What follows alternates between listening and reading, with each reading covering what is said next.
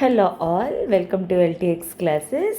ఇప్పుడు మన LTX క్లాసెస్లోని daily current affairs అనేవి టీచ్ చేస్తున్నాను అనమాట. అండ్ అలానే నేనేంటి అంటే డైలీ మీకు హిందూ అనాలిసిస్ అనేది కవర్ చేస్తున్నాను. సో నేనేంటి ఎలా నా ఎక్స్పీరియన్స్ ఏంటి అనేది మీకు తెలియాలి కాబట్టి నో యువర్ ఫ్యాకల్టీ అనేది. అండ్ నేను మీ శాంతి మేడం. నేను BA అండ్ MA ఫినిష్ చేశాను. Gave UPSC mains once and also 6 years plus experience అనేది కూడా టీచింగ్లో ఉండిందనమాట.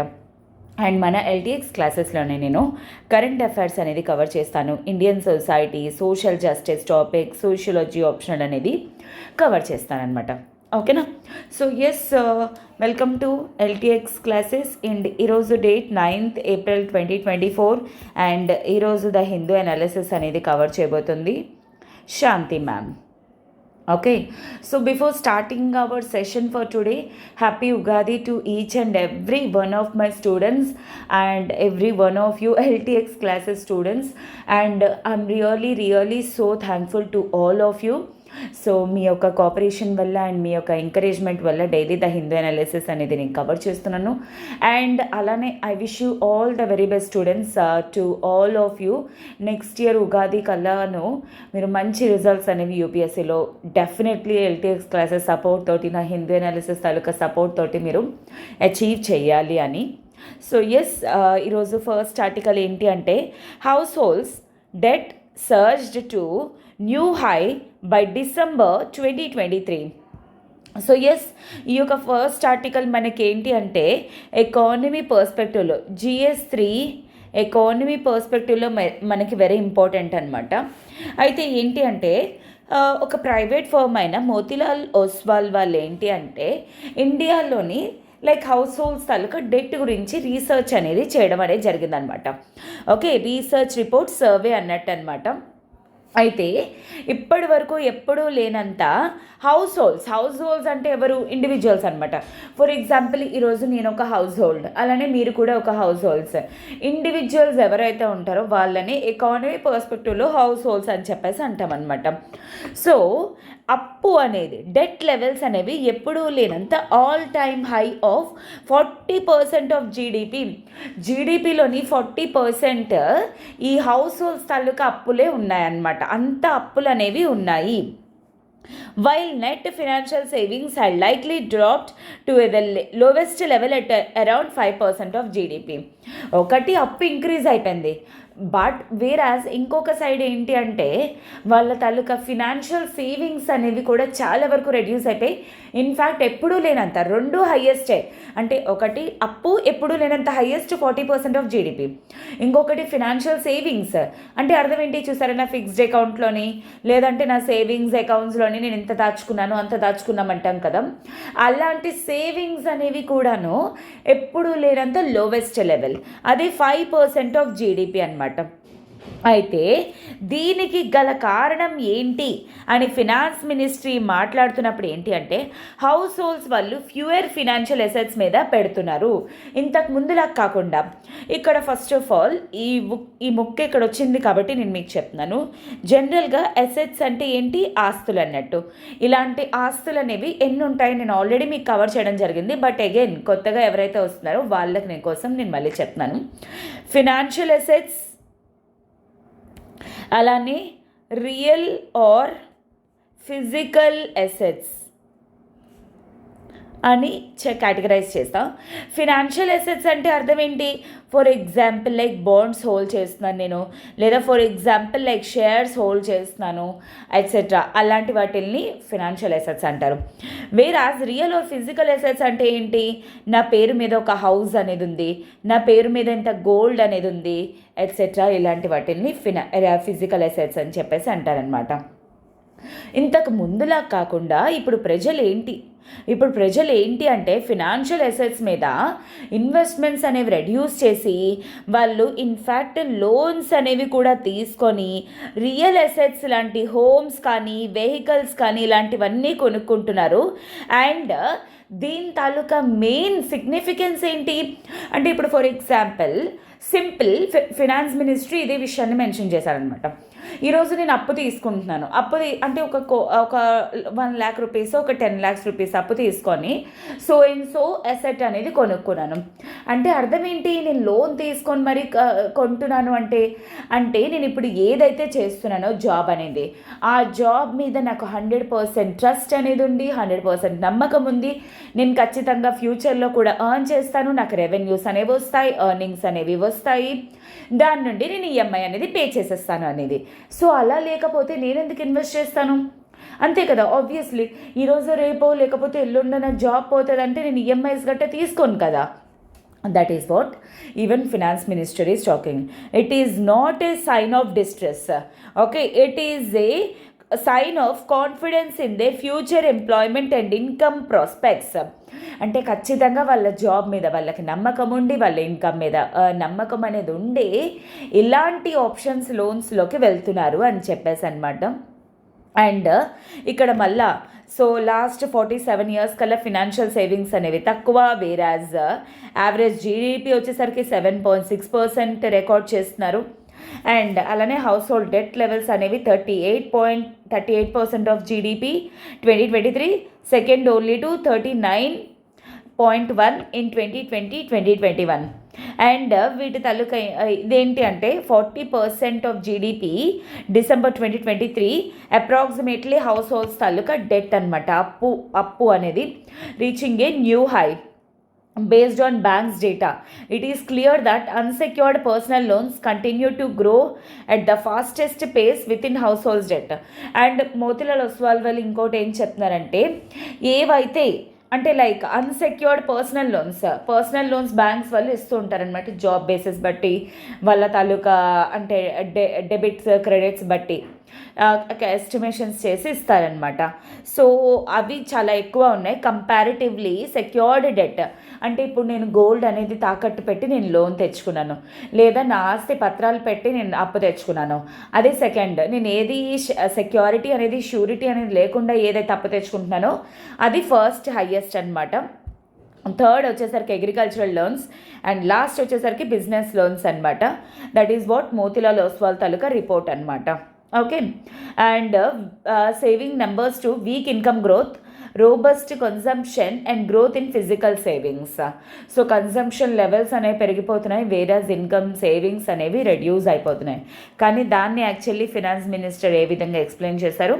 So this showcases that it is the trust or confidence levels in the government or in the present Indian కాంటెక్స్లో ఎలా ఉంది అనేది.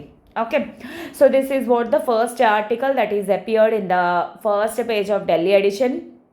Okay, and ఇది report by Motilal Oswal private network. Okay, so ఇక్కడ మనం తెలుసుకోవాల్సింది ఏంటంటే అసెట్స్ గురించి అండ్ ఆల్సో ఏ విధంగా ఇండియాలోని కన్జంప్షన్ బిహేవియర్ కానీ ఇన్వెస్ట్మెంట్ బిహేవియర్స్ కానీ ఎలా ఉన్నాయి అనేది, కన్స్యూమర్ బిహేవియర్ గురించి. Okay, I hope this is very much clear for you and I will be moving to the next article. But before that ఒక చిన్న అనౌన్స్మెంట్. ఇప్పుడు మన ఎల్టీఎక్స్ క్లాసెస్ వాళ్ళు ఉగాది సెలబ్రేషన్స్లోని UPSC infinity online and offline మీద కొన్ని offers అనేవి provide చేస్తున్నారు. ఆఫ్లైన్ వచ్చేసరికి మనకి వైజాగ్లో బ్రాంచ్ అనేది ఉంటుంది. సో ఎవరైతే ఆఫ్లైన్ ప్లస్ ఆన్లైన్ తీసుకోవాలనుకుంటున్నారో this is the right time మీరు జాయిన్ అవ్వడానికి. యూజువల్లీ ఇది వచ్చేసరికి 1 lakh rupees వర్త్ కోర్స్. కాకపోతే ఇప్పుడు మనకి ఉగాది సెలబ్రేషన్స్లోని కేవలం 80,000 రూపీస్కే ప్రొవైడ్ చేయడం అనేది జరుగుతుంది. అండ్ ఈ ఆఫర్ అనేది కేవలం మనకి 15th April 2024 వరకు మాత్రమే. But this comes with the life time validity opportunity. దీని రిలేటెడ్ మీకు ఏమైనా ఎంక్వైరీస్ కానీ ఉన్నట్లయితే యూ కెన్ కాల్ 7893899553. ఈ నెంబర్ కాల్ చేసి మీ డౌట్స్ అనేవి క్లియర్ చేసుకొని త్వరగా జాయిన్ అయ్యే ప్రయత్నం అనేది చేయండి. అండ్ అలానే ఇప్పుడు మన ఎల్టీఎక్స్ క్లాసెస్ వాళ్ళు ఉగాది సెలబ్రేషన్స్లోని యూపీఎస్సీ ఆన్లైన్ కోర్స్ కూడా, అంటే ఓన్లీ ఎవరైతే ఆన్లైన్ కావాలనుకుంటున్నారో, ఆఫ్లైన్ అక్కర్లేదు ఆన్లైన్ కావాలనుకున్న వాళ్ళకి కూడా మంచి ఆఫర్స్ అనేవి ప్రొవైడ్ చేస్తున్నారు. ఆన్లైన్ సింగిల్ వచ్చేసరికి యూజువల్లీ 60,000 రూపీస్ వర్త్ కోర్స్, కానీ ఇప్పుడు మనకి 50,000 రూపీస్కే ప్రొవైడ్ చేయడం అనేది జరుగుతుంది. అండ్ ఈ ఆఫర్ అనేది కేవలం 15th April 2024 వరకు మాత్రమే. దీని రిలేటెడ్ మీకు ఏమైనా ఎంక్వైరీస్ కావాలనుకుంటే యూ కెన్ కాల్ 7893899553. ఈ నెంబర్ కాల్ చేసి మీ డౌట్స్ అనేవి క్లియర్ చేసుకొని త్వరగా జాయిన్ అయ్యే ప్రయత్నం అనేది చేయండి. అండ్ గుర్తుపెట్టుకోండి, ఆన్లైన్ వచ్చేసరికి కూడా మీకు లైఫ్ టైం వ్యాలిడిటీ, అంటే మీరు ఎగ్జామ్ క్లియర్ చేసినంత వరకు కూడా ఎల్టీఎక్స్ క్లాసెస్ తాలూకా సపోర్ట్ అనేది మీకు ఉంటుంది. ఓకేనా. సో ఎస్, ఎవరైతే యూపీఎస్సీ అనేది మీ డ్రీమ్ అనుకుంటున్నారో ఆన్లైన్ ఆర్ ఆఫ్లైన్ ఏదైనా సరే త్వరగా జాయిన్ అయ్యే ప్రయత్నం అనేది చేయండి. Because this is the right time you can start your preparation. So next article, this is what appeared in editorial page and very very important, marching ahead with technology absorption. So this is such a beautiful article. ఎందుకంటే ఇండియాలోని especially Indian army ఏ విధంగా టెక్నాలజీని ఆర్మీలోని induce చేస్తున్నారు.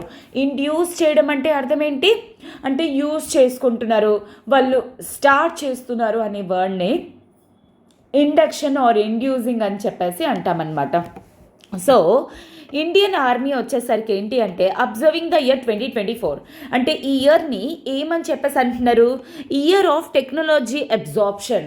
అంటే ఈ ఇయరే total technology అంతా కూడా అబ్జార్బ్ చేశారు ఐటెం. అండ్ కంగారు పడకండి మేడం, అబ్జార్ప్షన్ అంటే ఏంటి మేడం అనేది, ఆథర్ అబ్జార్ప్షన్ అంటే ఏంటి అనేది కూడా ఇచ్చేసారు. అందుకే నేను ఆ ముక్క చెప్పటం లేదా, అంతకంటే ఇంకొకటి కాదు. So we shall see what is article talking about. ఈ తాలూకా థీమ్ తాలూకా అర్థం ఏంటి, ఆర్మీ అనేది కన్సిస్టెంట్గా ఫోకస్డ్గా ఉన్నది తన ఆర్మీలోకి టెక్నాలజీ అనేది ట్రాన్స్ఫార్మ్ చేయాలి అనేది. సో దట్ మనకంట మన adversary nations, for example like Pakistan, China లాంటి కంట్రీస్ కంట మనం in the context of evolving character of warfare, ఒకప్పుడు అంటే ఇంకా కత్తులు కటార్లు గట్టాను, ఇప్పుడేంటి న్యూక్లియర్ వార్ఫేర్, ఇంకా అంతకంటే హైలైట్ ఇంకోటి ఏంటి ఏకంగా సైబర్ వార్ఫేర్లో ఏ నేషన్లోని ఆ నేషన్ కూర్చుంటూ కూడా పక్క కంట్రీ తాలూకా ఇన్ఫర్మేషన్ని రివీల్ చేసేయచ్చు. అంత దారుణంగా వార్ఫేర్ అనేది తయారవుతుంది. సో అలాంటప్పుడు అలాంటి చేంజింగ్ టెక్నాలజీకి మనము కూడాను అంటే మనం కూడా అంతే రెడీగా ఉండాలి అనేది this means and end in this regard are visualised under the umbrella of Atmanirbharta. So అందుకే ఆత్మనిర్భరత కూడాను స్ట్రెంథన్ చేస్తున్నారు ఆర్మీ వాళ్ళు. ఎందుకంటే ఇప్పుడు ఫర్ ఎగ్జాంపుల్ నేను ఫ్రాన్స్ నుండి ఇంపోర్ట్ చేసుకుంటున్నాను లేదా యూకే నుండి ఇంపోర్ట్ చేసుకుంటున్నాను, ఆబ్వియస్లీ ఆ టెక్నాలజీ వాళ్ళకు కూడా తెలుసు. సో దానికంటే ఎక్కువ మన అడ్వర్సరీ నేషన్స్ అనేవాళ్ళు తయారు చేయగలరు. అందుకే మన కెపాసిటీ ఏంటి, మన పవర్ ఎంత అనేది ఉంది, మన టెక్నాలజీ ఏ విధంగా ఉండాలి అనేది తెలియకూడదు అని చెప్పేసి అండ్ అలానే డొమెస్టిక్ వాళ్ళకి కూడా బూస్ట్ అనేది ఇవ్వడం కోసం అని చెప్పేసి ఆత్మనిర్భరత ప్రోగ్రామ్ అనేది చాలా ఇంటెన్సివ్గా ఇంప్లిమెంట్ చేస్తున్నారు మన ఆర్మీ వాళ్ళు. అండ్ అబ్జార్ప్షన్ అంటే ఏంటి, it is mainly in terms of disruptive technologies comprising artificial intelligence కానీ ఆటోనమస్ వెపన్ సిస్టమ్ కానీ. Autonomous weapon system, artificial intelligence అంటే మీకు ఎలాగైనా తెలుసు, అంటే మెషిన్స్ ఏవైతే హ్యూమన్ బ్రెయిన్స్ని మిమిక్ చేస్తుందో దాన్ని ఆర్టిఫిషియల్ ఇంటెలిజెన్స్ అంటారు. వేరాజ్ ఆటోనమస్ వెపన్ సిస్టమ్స్ అంటే అర్థం ఏంటి, ఆ తాలూకా వెపన్ని మనిషి అనేవాడు హ్యాండిల్ చేయాల్సిన అవసరం లేదు, తనకి తాను హ్యాండిల్ చేసుకుంటుంది. అవే ఏంటి, ఫర్ ఎగ్జాంపుల్ లైక్ డ్రోన్స్ కానీ, సెన్సార్స్ కానీ, రోబోటిక్స్ కానీ, స్పేస్ టెక్నాలజీ కానీ, హైపర్సోనిక్ వెపన్ సిస్టమ్స్ కానీ, ఇలాంటి వాటిల్ని ఆటోనమస్ వెపన్ సిస్టమ్స్ అని చెప్పేసి అంటారు. అంటే ఆ వెపన్స్ ఏవైతే ఉన్నాయో వాటంతటా అవి వర్క్ చేస్తాయి, not on the guidelines of a human. Okay, several nations for example like United states కానీ చైనా కానీ వీళ్ళందరూ కూడాను చాలా రిమార్కబుల్ కాంట్రిబ్యూషన్స్ అనేవి ఈ డిస్రప్టివ్ టెక్నాలజీస్లోని అచీవ్ చేయడం అనేది జరిగింది. And the strategic competition engagement in the future are going to be inevitably decided by the edge a nation possesses in absorbing these technologies. So ఫ్యూచర్లో ఏ నేషన్కి బెనిఫిట్స్ అనేవి ఉంటుంది, ఏ నేషన్ అయితే ఈ టెక్నాలజీస్లో ఎడ్జ్ అనేది సంపాదిస్తుందో, అంటే ఫర్ ఎగ్జాంపుల్ లైక్ చైనా కంటే నేను ఎంత అడ్వాన్స్డ్గా ఉన్నాను లేదా యూఎస్ కంటే నేను ఎంత అడ్వాన్స్డ్గా ఉన్నాను దాన్ని బట్టి, అండ్ అది రావాలి అడ్వాన్స్డ్గా ఉండాలి అంటే అర్థం ఏంటి, ఈ టెక్నాలజీస్ని అంత ఫాస్ట్గా అడాప్ట్ చేసుకోవాలి, ఓకే, అండ్ అబ్జార్బ్ చేసుకోవాలి అని చెప్పేసి ఆథర్ చెప్తున్నారు. ఇన్ మిలిటరీ లాంగ్వేజ్లోని అబ్జార్ప్షన్ అంటే ఏంటి అంటే acquisition, adaptation and integration of technologies. అంటే ప్రజెంట్ ఉన్న ఎగ్జిస్టింగ్ స్ట్రక్చర్స్లోకి తీసుకొని వాటికి మనం అడాప్ట్ చేసుకొని వాటిని మన ప్రజెంట్ టెక్నాలజీస్తో ఇంటిగ్రేట్ ఎప్పుడైతే చేస్తామో దాన్నే మిలిటరీ లాంగ్వేజ్లోనే పార్లెన్స్ అంటే ఏంటి లాంగ్వేజ్, అది అబ్జార్ప్షన్ అంటే అనమాట, called legacy systems. These cover various nuances that are usually not apparent to the uninitiated. So ఇంకా స్టార్ట్ చేయలేని వాటికి యాక్చువల్లీ ఇది కొంచెం వింతగా కూడా ఉండొచ్చు. And in addition a few misnomers prevail the absorption of DTs. And అది కాకుండా ఏంటి అంటే ఇవి అడాప్ట్ చేసుకోవాలన్నా సరే కొంతమంది బ్రెయిన్స్లో ఇవి కరెక్టా కాదా అనేది కూడా ఉంటుంది. Certain phases are enumerated below for a nuanced understanding of the issue. So అందుకోసమే ఆథర్ కిందన కొన్ని పర్టికులర్ ఇష్యూస్ అనేవి చెప్పారు. ఎందుకు కొంతమంది వీటిని ఇప్పుడు ఆర్మీలోకి పెట్టడం అనేది రైట్ టైం కాదు అనేది. So time tested weapon platforms and tactics are here to stay even with the induction of DTs. Disruptive technologies అనేవి ఉన్నా సరే ఇంకా లైక్ ఈ టైంకి ఇది యూజ్ చేయాలి, ఆ టైంకి అది యూజ్ చేయాలి అనేది స్టిల్ యూజ్ చేయాల్సిన నెసెసిటీ అనేది ఉంది. And it is more about discovering a practical use of the new discoveries rather than about the discovery person. Discovery కంట అంటే మనం అంటే కనిపెట్టిన దానికంట, కానీ మెయిన్ ఇంపార్టెంట్ ఏంటి, దాన్ని ఏ విధంగా యూజ్ చెయ్యాలి అనేది more important thing. As said, integration as part of absorption, wherein the new DTs complement existing platforms is crucial. So అదే అనమాట, ఎక్విజిషన్తో పాటు అడాప్టేషన్తో పాటు ఇంటిగ్రేషన్ అనేది చాలా ఇంపార్టెంట్. ఇంటిగ్రేషన్ అంటే అర్థం ఏంటి, ఇప్పుడు మనం కొత్త టెక్నాలజీ స్టార్ట్ చేసాం కదా అని పాత టెక్నాలజీ అనేది వదిలేయాలని కాదు, పాత టెక్నాలజీస్ని కూడా మనం కొత్త టెక్నాలజీతో పాటు ఎలా యూటిలైజ్ చేయాలి అనేది ప్రజెంట్ టైంలో చాలా ఇంపార్టెంట్ థింగ్ అనేది. And prevailing systems to be substituted by the new will not be necessarily be the way head. So మనకున్న వాటిని కొత్త వాటిని మనకున్న వాటితో రిప్లేస్ చేయడం అనేది కరెక్ట్ ఆప్షన్ కూడా కాదు. ఆల్దో ఈ న్యూ టెక్నాలజీస్ అనేవి సిగ్నిఫికెంట్లీ ఈ ఫ్యూచర్ని మారుస్తున్న వార్ఫేర్స్ని we must still refrain from being lulled into complacency because mere acquisition of technology. So ఈ టెక్నాలజీ వచ్చింది కదా అని చెప్పేసి కొత్త వార్ఫేర్ అంటే ఫ్యూచర్లో వార్ఫేర్ అనేది చేంజ్ అయిపోతుంది అని చెప్పేసి వీటి నుండి మనం అడాప్ట్ చేసుకోకుండా ఉండాలని కూడా కాదు. The strategies military organisations present use చేస్తున్నవి employ technologies will be critical in understanding their effects on the battlefield. Present army కానీ మిలిటరీ వాళ్ళు కానీ ఏ విధంగా ఈ టెక్నాలజీస్ని యూటిలైజ్ చేస్తున్నారు అనేది కూడా బ్యాటిల్ ఫీల్డ్లో మనం ఆలోచించి వీటిల్ని అడాప్ట్ చేసుకోవాలి. ఎవరైతే మిలిటరీ రివల్యూషన్ని analyst who see a military revolution in technology usually argue that new technologies have made the modern battlefield more lethal. Lethal అంటే అర్థం ఏంటి, ఇంకా హార్మ్ఫుల్ అని చెప్పేసి అనమాట. Obviously, right? However, it is brought out that realized lethality as opposed to the visualized potential lethality in recent wars such as Russia, Ukraine, Armenia, Azerbaijan and Nagorno-Karabakh region is not very much different from that seen in the warfares of an earlier war era. So, మనం అనుకుంటున్న lethality కంట అంటే practical పొజిషన్లోకి వచ్చేసరికి దాని తాలూకా harm అనేది ఇంకా ఎక్కువ ఉంటుంది. ఎందుకంటే ప్రజెంట్ మనం చూస్తున్నాం రష్యా యుక్రెయిన్లో కానీ లేదా ఆర్మేనియా అజర్బైజాన్ ఇష్యూలో కానీ ఏం జరుగుతుంది, ఎంత లిథాలిటీ అనేది జరుగుతుంది. లిథాలిటీ means harmful. This corroborates that fact that technological advances will not be the sole determinative in war and are only a part of what shapes outcomes. So ఈ హిస్టరీ వల్ల కూడా మనకు అర్థమవుతుంది ఏంటి అంటే టెక్నాలజీ ఒక్కటే ఫ్యూచర్ వార్ఫేర్ని మారుస్తుందని కాదు, ఇంకా బియాండ్ దట్ చాలా వరకు కూడా చేంజ్ అవుతున్నాయి. అండ్ ఇది ఒక షేప్కి తీసుకురావడంలోని హెల్ప్ చేస్తుంది ఏది ఈ టెక్నాలజీ అనేది. Also as we have seen in the ongoing Russia-Ukraine war, the initial benefits that Ukraine could muster no longer gained traction as the war progressed. So initial టైమ్స్లో Ukraine ఎంత ఎడ్జ్లో ఉందో తర్వాత యుక్రెయిన్ అంటే రష్యా తాలూకా ధాటికి నిలబడలేకపోయింది. One of the reasons behind advantage Russia on the battlefield now is in the Russian army employing traditional methodologies to fight the war. దానికి గల కారణం ఏంటి?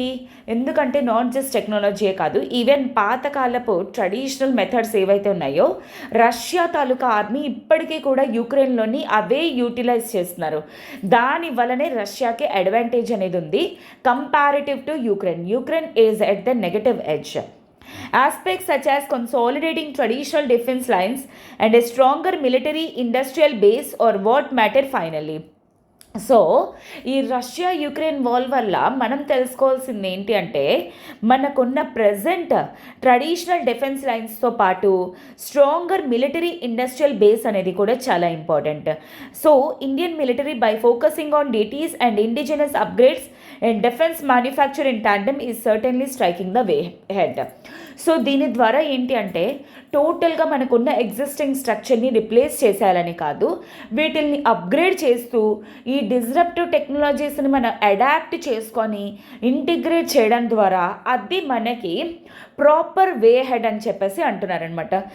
This is highly important in your GS3 security పర్స్పెక్టివ్లోని. ఎందుకంటే ఇక్కడ author ఏ points అయితే mention చేస్తున్నారు ఇవన్నీ కూడా మీకు ఆన్సర్స్లోని వే ఫార్వర్డ్ కింద చాలా హెల్ప్ఫుల్ అవుతాయి అన్నమాట. గుర్తుపెట్టుకోండి. And adapting to new conditions is crucial. So technical countermeasures in wars quickly limit the performances of new technology enabled weapons employed by an adversary. So actually ఏంటి అంటే మనం ఎంత వేగంగా ఈ టెక్నాలజీస్ని లిమిట్ చేయగలము అనే విషయాలు మనకు తెలుస్తాయో ఆటోమేటిక్గా మన అడ్వర్సరీ యూజ్ చేస్తున్న టెక్నాలజీస్ని మన ఆపే కెపాసిటీ ఉంటుంది మన ట్రెడిషనల్ టెక్నాలజీస్ తోటి. The most important adaptations are often not technological but operational and tactical. So టెక్నాలజీలో అంటే నాట్ జస్ట్ టెక్నాలజీ కాదు, మనం ఏ విధంగా వాటిని ఆపరేట్ చేస్తున్నాం, మనం ఎటువంటి టాక్టిక్స్తో వాటిని యూజ్ చేస్తున్నాం అనేది కూడా మ్యాటర్ అనమాట. How a military fights at various levels. They involve changes in the way armies use the tools at their disposal. So it is not just టెక్నాలజీయే కాదు, ఆర్మీ వాళ్ళు ఏ విధంగా యూటిలైజ్ చేస్తున్నారు అనేది so important. Over a century ago, 100 years back, armies developed tactics that reduce their exposure to enemy fire by exploiting dispersion, cover and concealment. ఒక 100 ఏళ్ళ back ఏంటి అంటే ఎనిమీస్ వాళ్ళు కాలుస్తున్నప్పుడు అంటే ఫైర్ అనేది కొత్త కాన్సెప్ట్, కానీ ఏ విధంగా దాన్ని ఆపగలిగాము. So like hit and fire అంటే హిట్ అండ్ హైడ్ అటాక్స్ అని, లేకపోతే ఎక్కడికక్కడ డిస్పర్స్ అయిపోయి దూరంగా ఉండి అటాక్స్ చేయడం, కానీ ఇలాంటి టాక్టిక్స్ అనేవి యూజ్ చేసి వార్స్ అనేవి గెలుస్తూ ఉండేవాళ్ళు అనమాట. Such practices hold even more importance in the current ఎరా. నిజం చెప్పాలంటే 100 years బ్యాకే కాదు, ఇప్పటికీ కూడా అలాంటివి యూటిలైజ్ చేస్తున్నారు. In present battle conditions weapon platforms such as tanks must adapt to become more survivable. So this will require a change in tactics and greater integration of different types of capabilities. So దీనికి కావాల్సింది present ఏంటి, ఈ new technology ఏదైతే ఉందో పాత technology తోటి integrate అవ్వడం అనేది highly important. With a plethora of sensors on the battlefield it has become almost impossible to hide. So sensors అనేవి ప్రజెంట్ కాలంలో యూజ్ చేస్తున్నారు. దీనివల్ల ఏంటి అంటే దాక్కోవడం అనే కాన్సెప్ట్ కొంచెం క్రిటికల్ అయిపోయింది. Tanks for example will have to operate widely dispersed. Tanks అనేవి యాంటీ బ్యాటిల్ ట్యాంక్స్ అనేవి ఉంటాయి, వాటిల్ని డిస్పోజ్ చేయడం ద్వారానే యూటిలైజ్ చేయగలం. Accompanied by electronic warfare units to detect and jam aerial platforms of the enemy. So దాంతోపాటు sensors అనేవి use చేసి ఎలక్ట్రానిక్ సిస్టమ్స్ అనేవి వాడడం ద్వారా ఎనిమీ వాళ్ళు ఎక్కడున్నారు ఏంటి వాళ్ళు జామ్ చేయడం కానీ గట్ట మనం చేయగలం. Similarly the infantry on the battlefield అంటే యానిమల్స్ లైక్ ఎలిఫెంట్స్ కానీ అలాంటివి ఏమైనా అనమాట. While operating disposed will lead an excellent standard of junior leadership. So వీటికి కూడా లీడర్షిప్ అనేది important to lead men in compartmentalised and high tech battles. So actually ఏంటంటే ఏ విధంగా మనం మన మ్యాన్ని సపోర్ట్ చేసుకోగలము, కంట్రోల్ చేయగలము, లీడ్ చేయగలము, దాన్ని బట్టి ఒక వార్ఫేర్లో గెలవడం ఆర్ ఓడటం అనే కాన్సెప్ట్ అనేది ఉంటుంది. సో దీని అంతటి నుండి మనం తెలుసుకోవాల్సింది ఏంటి, planning ahead. So rather than discarding conventional platforms కంట in favour of purely digital solutions, the technology and its attributes need to be at the centre of planning for future plans. So అందుకే ఫ్యూచర్లో మనం ఏ విధంగా తీసుకోవాలన్నా సరే technology తాలూకా role అనేది important. And this will be a process that starts with the acknowledgement of vulnerabilities and sensitives and the gap between them. So వాటిని మనం పూర్తిగా ఇంటిగ్రేట్ చేయాలంటే దాంట్లో ఉన్న వెనరబిలిటీస్ ఏంటి, ఏ గ్యాప్స్ అనేవి ఉన్నాయి, వాటిల్ని ఫస్ట్ ఐడెంటిఫై చేసి వాటిల్ని మనం ముందు క్లోజ్ చేస్తేనే అలాంటప్పుడే మనం దాని నుండి బెనిఫిట్ అనేది పొందగలం అనమాట. And understanding of the latest technologies and their potential and the context in which they can be utilised are essential. So అందుకే ఈ లేటెస్ట్ టెక్నాలజీస్ తాలూకా పొటెన్షియల్ అండర్స్టాండ్ చేసుకొని అవి ఏ విధంగా మనం యూటిలైజ్ చేయాలి అనేది తెలుసుకోవడం అనేది కూడా highly important. So absorption will have to be visibly manifest it self.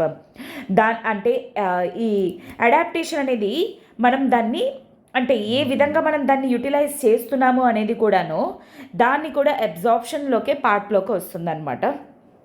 Controlled only at the higher levels, కేవలం హయ్యర్ లెవెల్స్లోనే కాదు ఈవెన్ గ్రౌండ్ లెవెల్స్లో కూడా ఏ విధంగా వాటిని ట్యాకిల్ చేస్తున్నాము అనేది అండ్ ఏ విధంగా మనం ఇంటిగ్రేట్ చేసుకుంటున్నాము అనేది కూడా. This democratisation is employing technology at cutting edge levels is an imperative to Ashar in true transformation. So ఈ ప్రజెంట్ డెమోక్రటైజేషన్ అంటే అర్థం ఏంటి, ప్రతి లెవెల్లో కూడాను ఏ విధంగా ఆపరేట్ చేయాలి, ఏ విధంగా ఈ టెక్నాలజీని అడాప్ట్ చేసుకోవాలి అనేది తెలుస్తుందో అప్పుడే ఈ ట్రూ రెవల్యూషన్ అనేది దీంట్లో మనకి అంటే ఈ మిలిటరీలో కానీ టెక్నాలజీలో కానీ మనకి వస్తుంది. లేదు అంటే మాత్రం ఆ టెక్నాలజీ ఇన్ఫ్యాక్ట్ బ్యాక్ ఫైర్ అయిపోయే స్కోప్ అనేది కూడా ఉందన్నమాట. will also necessarily include several macro level aspects such as organizational restructuring కానీ అంటే ఎందుకంటే ఆర్గనైజేషన్స్ ఏ విధంగా మెయింటైన్ చేస్తున్నాయి, మేనేజ్మెంట్ ఆఫ్ హ్యూమన్ రిసోర్సెస్ మనుషుల్ని ఏ విధంగా మేనేజ్ చేస్తున్నాము, cultivating specialist not nearly at the higher levels but also decentralised అనమాట. అంటే మనుషుల్ని ఏ విధంగా ఎంప్లాయ్ చేస్తున్నాం, వాళ్ళని ఏ విధంగా ట్రైన్ చేస్తున్నాం అనేది కేవలం హయ్యర్ లెవెల్స్లోనే కాదు but at the lower levels కూడాను. For example civil military fusion కానీ structure and policies to ensure data integrity and having procurement policy that is applicable to DTs. అంటే నాట్ జస్ట్ ఇవే కాకుండా ఈవెన్ డేటా అనేది కూడా మనకి ఎగ్జాక్ట్గా తెలుసుంటేనే అప్పుడే మనం వీటిని ఎలా యూజ్ చేయాలి, ఎలా డిప్లాయ్ చేయాలి అనే విషయం కూడా మనకు తెలుస్తుంది. ఓకే, సో ఇండియన్ మిలిటరీ అనేది డిజైర్డ్ డైరెక్షన్లోనే వెళ్తుంది but challenging will be to sustain this and nuanced understanding. కానీ దీన్ని ఫ్యూచర్లో మనం మెయింటైన్ చెయ్యాలి అంటే దీనికి చాలా వరకు కూడా నెగటివ్స్ అనేవి ఉన్నాయి. ఆ నెగటివ్స్ని ఎప్పుడైతే మనం ట్రాన్స్ఫార్మ్ చేసుకుంటామో understanding of the requirements as applicable ఎంతవరకు మనకు అవసరమో అంతవరకు కూడా మనం నేర్చుకొని ట్రాన్స్ఫార్మ్ చేయడం ద్వారా మనకి హెల్ప్ఫుల్గా ఉంటుంది. In this context, there are many lessons from recent and ongoing wars and should not be lost sight of. Even Israel Hamas war కానీ ఇవన్నీ కూడా మన టెక్నాలజీని ఏ విధంగా అడాప్ట్ చేసుకోవాలి, ఏ విధంగా మార్చుకోవాలి, ఎగ్జిస్టింగ్ టెక్నాలజీస్ అనేవి ఏ విధంగా హెల్ప్ చేస్తాయి అనే విషయాల్ని కూడా మనం గుర్తుపెట్టుకోవాలి. అండ్ అదే విషయాన్ని ఇండియన్ ఆర్మీ ఐడెంటిఫై చేసి దాని ప్రాస్పెక్ట్స్లోనే మనం వెళ్ళినట్లయితే అప్పుడు మనకి పాజిటివ్ తీసుకొస్తుంది. మన కంపారిటివ్లీ అడ్వర్స్ అంటే మన ఒపోజింగ్ ఎనిమీ నేషన్స్తో పోల్చుకుంటే అనమాట. So that is what author is telling అనమాట. So such a beautiful article GS3 internal security పర్స్పెక్టివ్లో కానీ ఆత్మనిర్భరత ప్రోగ్రాంలో కానీ ఇది హైలీ మీకు important article to cover. Okay, so class అయిపోయిన తర్వాత ఒకసారి దీన్ని మీరు చదవడానికి ట్రై చేయండి, అప్పుడు మీకు ఇంకా క్లియర్గా అర్థమవుతుంది పాయింట్స్ అనేవి, వాటిని మీరు అండర్లైన్ చేసుకోండి. Okay, so yes, moving to the next article, that is right against climate change, a fundamental right, says Supreme Court. So this is important from GS2 polity perspective lo fundamental rights concept lo anamata. So recently Supreme Court recognise చేసింది. So ఇప్పుడు అది మనకు highly important అనమాట. So దాన్ని తక్కువగా మనం focus కూడా పెడుతున్నాం. In fact right against adverse effects of climate change. So మనుషులు ప్రతి ఒక్కరికి కూడా ఈ రైట్ అనేది ఉంటుంది, బట్ దాని మీద ఎవడు ఫోకస్ అనేది పెట్టట్లేదు. ఏంటి ఆ రైట్ అనేది? Actually against adverse effects of climate change. For example like ఇప్పుడు చాలా వరకు క్లైమేట్ చేంజ్ అనేది జరుగుతుంది, టెంపరేచర్స్ అనేవి పెరిగిపోతున్నాయి. దీనివల్ల huge like for example sun strokes అనేవి వస్తున్నాయి, డ్రాట్స్ అనేవి వస్తున్నాయి, లేదా హెవీ ఫ్లడ్స్ అనేవి వస్తున్నాయి. వాటికి అగేన్స్ట్గా ఎందుకు మేడం? బికాస్ వీటి వల్ల చాలామంది ప్రాణాలు అనేవి పోతున్నాయి, చాలామందికి ఈక్వాలిటీ అనేది పోతుంది. సో అలాంటప్పుడు ప్రతి ఒక్కరికి కూడా ఈక్వల్గా బ్రతికే రైట్ కానీ, బ్రతికున్న రైట్ కానీ ఉంటుంది. ఈ ఫ్లడ్స్ వల్ల, డ్రాట్స్ వల్ల, లేకపోతే సన్ స్ట్రోక్స్ వల్ల ఎవరు కూడా చనిపోతే కేవలం అంటే క్లైమేట్ చేంజ్ వల్ల చనిపోయారు అంటే it is the violation of fundamental right అని సుప్రీంకోర్టు మెన్షన్ చేసిందనమాట. అయితే it is yet to be articulated that the people have a right against adverse effects of climate change because this right and right to a clean environment are two sides of the same coin. So adverse effects of అనేది and clean environment అనేది ఒక కాయిన్లో two sides అన్నట్టు. As the have caused by climate change increases year by year. ఎందుకంటే year on year ఈ climate change వల్ల negative effects అనేవి increase అయిపోతూనే ఉన్నాయి. It became necessary to articulate this distinct right. So అందుకే this is high time that వీటిల్ని fundamental right కింద చేయాలి. వై? బికాస్ లైక్ అది లేకపోతే ఆర్టికల్ 14 కానీ 21 కానీ వయోలేట్ అయిపోతుంది అని చెప్పేసి క్లియర్గా సుప్రీంకోర్టు జడ్జ్ ఏంటంటే April 6th నాడు మెన్షన్ చేయడం అనేది జరిగిందనమాట. అయితే ఈ జడ్జ్మెంట్ అనేది ఎందుకు చెప్పారు? బికాస్ ఈ రీసెంట్గా గ్రేట్ ఇండియన్ బస్టర్డ్ స్పీషీస్ తాలూకా సర్వైవల్ కోసం కేసు అనేది యాక్చువల్లీ సుప్రీంకోర్టుకి వెళ్ళింది. సో అది యాక్చువల్లీ చూస్తున్నప్పుడు సుప్రీంకోర్టు ఏమనింది? బికాస్ క్లైమేట్ చేంజ్ ఎఫెక్ట్ ద్వారా ఈ great Indian bustard critically endangered ఈ స్పీషీస్ అనేది, సో ఇది క్రిటికలీ ఎండేంజర్డ్లోకి వెళ్ళిపోయింది. ఇన్ఫ్యాక్ట్ దీని సర్వైవల్ పాడైపోతుంది అనే విషయాన్ని మెన్షన్ చేశారనమాట. ఎస్పెషల్లీ గుజరాత్లో కానీ రాజస్థాన్లో కానీ. The case had been posted for further hearing in August and linking the right against climate change to 21 and 14 Chief Justice ఏమన్నారంటే right to life కానీ ఈక్వాలిటీ కానీ could not be fully realized without a clean stable environment.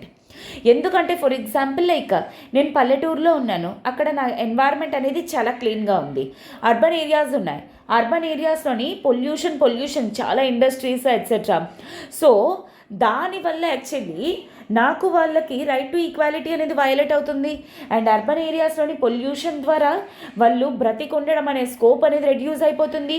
ఏదో ఒక cardiac arrest అని లేకపోతే lung diseases అనేవి వస్తున్నాయి. So article 21 అనేది వయలేట్ అయిపోతుంది. అండ్ ఈ ఎయిర్ పొల్యూషన్ వల్ల వెక్టర్ బోర్న్ డిసీజెస్, టెంపరేచర్స్ పెరిగిపోవడం వల్ల droughts, rainfall shortages, food supply shortages, దానివల్ల క్రాప్ ఫెయిల్యూర్, ఇవన్నీ కూడాను కమ్యూనిటీస్కి ప్రాపర్గా బ్రతకడానికి సర్వ్ చేయలేకపోతున్నాయి. అండ్ ఇవన్నీ కూడా ఎప్పుడైతే క్లైమేట్ చేంజ్ని కంట్రోల్ చేస్తామో అండ్ వాటి తాలూకా ఎఫెక్ట్స్ అనేవి ఎప్పుడైతే రెగ్యులేట్ చేస్తామో అప్పుడే ఆ పర్సన్కి రైట్ టు లైఫ్ అనేది, రైట్ టు ఈక్వాలిటీ అనేది ఎన్ష్యూర్ చేస్తున్నట్టు అనమాట. అండ్ అలానే దీని అంతటికీ కూడాను అంటే ఆప్షన్ అనేది ఏంటి? ఎప్పుడైతే మనం రెన్యూవబుల్ ఎనర్జీస్ సైడ్ షిఫ్ట్ అవుతామో అలాంటప్పుడే India enhances its energy security. ఎప్పుడైతే reliance on volatile fossil fuel markets and mitigating the risk associated with energy security, ఇవన్నీ ఎప్పుడైతే కంట్రోల్ చేస్తామో, ఫాసిల్ ఫ్యూయల్స్ అనేవి రెడ్యూస్ చేసి రెన్యూవబుల్ ఎనర్జీ సోర్సెస్ ఎప్పుడైతే యూటిలైజ్ చేస్తామో ఈ క్లైమేట్ చేంజ్ని రెడ్యూస్ చేసే స్కోప్ అనేది ఉంటుంది. అలానే ఇన్ఫ్యాక్ట్ కంట్రోల్ చేసే స్కోప్ అనేది కూడా ఉంటుందన్నమాట. అప్పుడు ప్రాపర్గా పీపుల్కి ఏంటి అంటే right to clean and safe environment అనేది ఎన్ష్యూర్ చేసినట్టు అవుతుంది. అండ్ అడాల్ని adoption of renewable energy technology help in curbing air pollution కానీ, పబ్లిక్ హెల్త్ అనేది ఇంప్రూవ్ అవ్వడంలో కానీ, హెల్త్ కేర్ కాస్ట్ అనేవి రెడ్యూస్ చేయడంలో కానీ హెల్ప్ చేస్తుంది. సో ఇక్కడ ఎనర్జీ పొటెన్షియల్ గురించి మెన్షన్ చేయడం జరిగింది. అండ్ ఇప్పుడు ప్రజెంట్ వచ్చేసరికి రైట్ అగేన్స్ట్ క్లైమేట్ చేంజ్ అనేది కూడాను అండ్ రైట్ అగేన్స్ట్ ఈ adversary effects of climate change అనేది ఒక రైట్ కింద మార్చాలి అని సుప్రీంకోర్టు ఏంటి అంటే ప్రెజరైజేషన్ అనేది లేదా అది ఇప్పుడు ఒక ఇంపార్టెంట్ రైట్ అని చెప్పేసి మెన్షన్ చేస్తున్నారనమాట. ఓకేనా? So I hope this is very much clear for you. ఇది కూడా మనకి GS3 ఎన్వైర్న్మెంట్లో కానీ ఆర్ అదర్వైజ్ ఎనర్జీ సెక్యూరిటీలో కానీ GS2 పాలిటీ పర్స్పెక్టివ్లో కానీ important. Okay, I hope this is very much clear for you and I'm moving to the next article. Yes, but before that ఒక చిన్న announcement. ఇప్పుడు మన LTX క్లాసెస్ వాళ్ళు ఉగాది సెలబ్రేషన్స్లోని బిగ్ 5 కాంబో ఫర్ UPSC అనేది తీసుకొని రావడం జరిగింది. సో ఈ బిగ్ 5 కాంబోలని NCERT foundation, CSAT, prelims test series, mains answer writing, current affairs అనేది ప్రొవైడ్ చేస్తాం అనమాట. యూజువలీ కోర్స్ అనేది 50,000 రూపీస్. కాకపోతే మనకి ఇప్పుడు ఉగాది సెలబ్రేషన్స్లోని ఆఫర్లోని 15,000 రూపీస్కే ప్రొవైడ్ చేయడం అనేది జరుగుతుంది.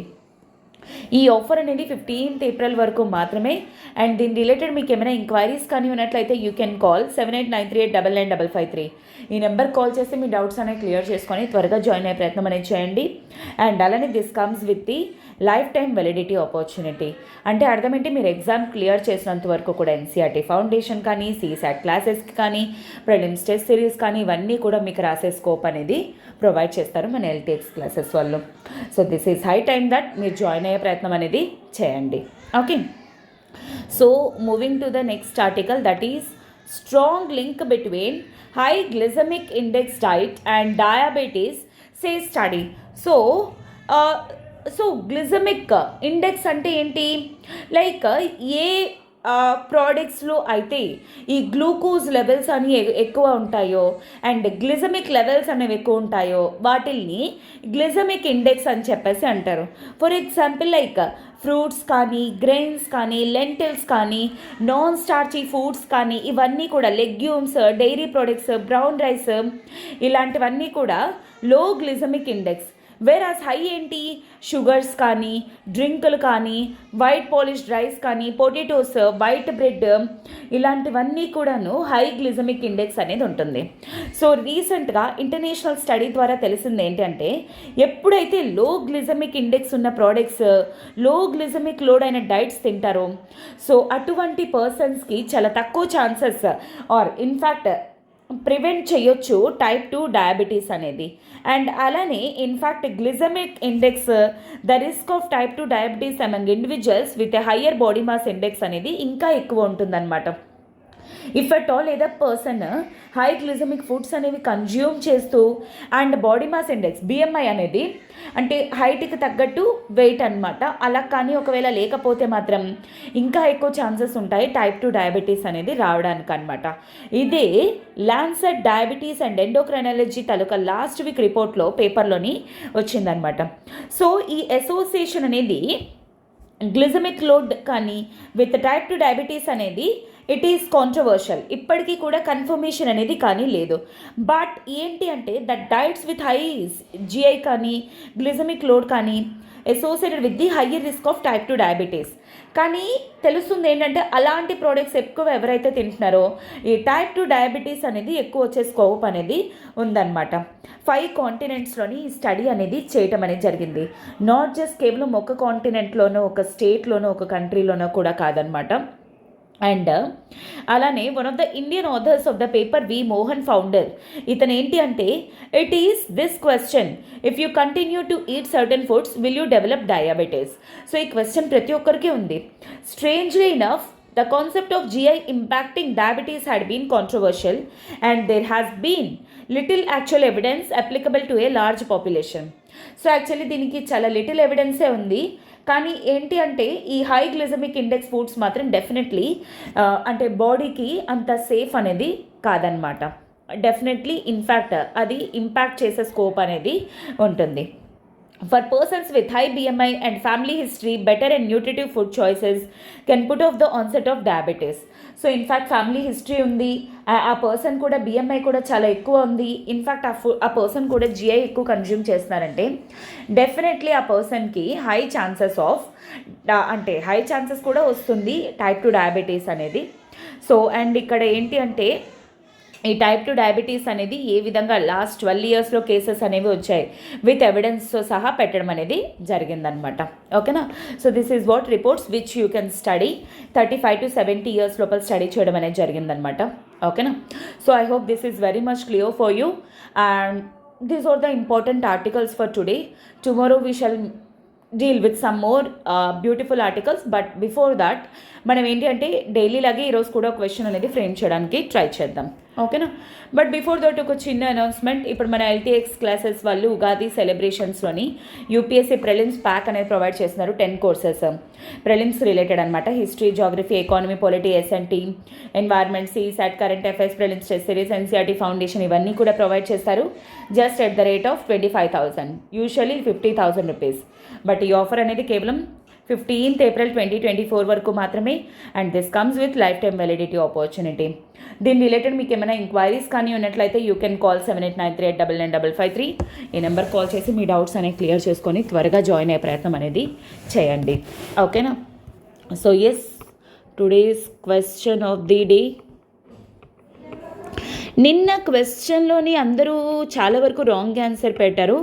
Only I think Devi Prashanthi something only ఒక్కరే D none of the above అని కరెక్ట్ పెట్టారు. That is the only correct answer. A1 only కాదు, B2 ఓన్లీ కాదు. ఒకసారి మళ్ళీ ఆర్టికల్ మీకు కన్ఫ్యూజింగ్గా ఉంటే మళ్ళీ ఒకసారి చదవడానికి ట్రై చేయండి. ఓకేనా. So consider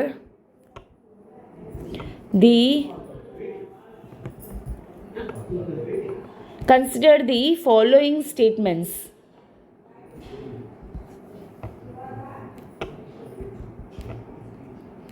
High glycemic index leads to prevention of diabetes.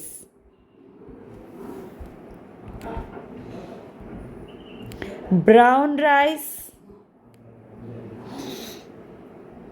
fruits, etc. part of low glycemic diet. Which of the following are true?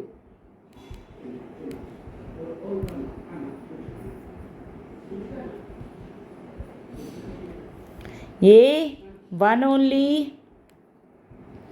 B2 only, C both, D none. కింద comment బాక్స్లో మీ answer అని mention చేయండి and ఒకసారి నిన్న అది కూడా ఒకసారి చెక్ చేసుకోవడానికి ట్రై చేయండి. And this is it for today students. Have a good day. All the very best for your preparation and once again happy Ugadi to each and every one of you. And అలానే daily Hindu analysis అనేది మీరు follow అవుతూ రెగ్యులర్గా వెంటనే articles అనేవి cover చేయడానికి and ఏవైతే geography కాంటెక్స్లో వచ్చాయో వాటి లొకేషన్స్ అనేవి కవర్ చేయడానికి ట్రై చేయండి. ఈ విధంగా మీకు రిజల్ట్ అనేది పాజిటివ్గా వస్తుంది when you are going towards prelims. Okay, have a good day students. All the very best. Take care.